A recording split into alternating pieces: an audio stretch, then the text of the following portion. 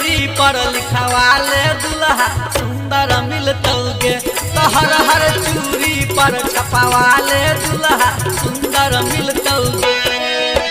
सुंदर मिलतौगे गे दुल्हा सुंदर मिलतौगे। सुंदर मिलतौगे गे दुल्हा सुंदर मिलतौगे। तब बोलबम चुनरी पर लिखवाले दुल्हा सुंदर मिलतौगे। तो हर हर चूड़ी पर छपवाले दुल्हा सुंदर मिलतौगे।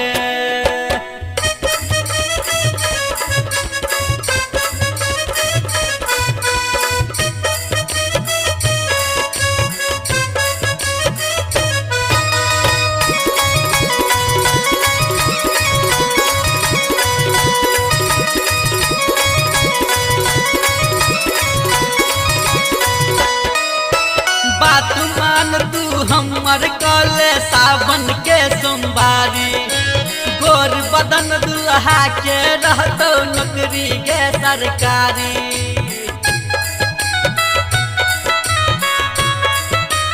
हे गे बात मान तू हमर कले सावन के सोमवारी। गोर बदन दुल्हा के रहतो नौकरी के सरकारी। तो जय शिव कंगना पर लिखवाले दुल्हा सुंदर मिलतौगे। तो जय शिव कंगना पर लिखवाले दुल्हा सुंदर मिलतौगे।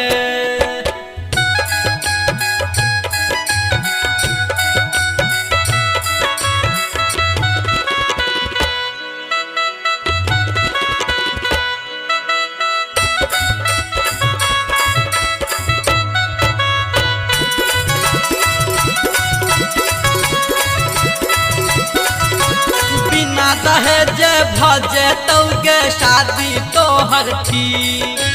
भोला बाबा के कृपा से घर मिलतौ नीक।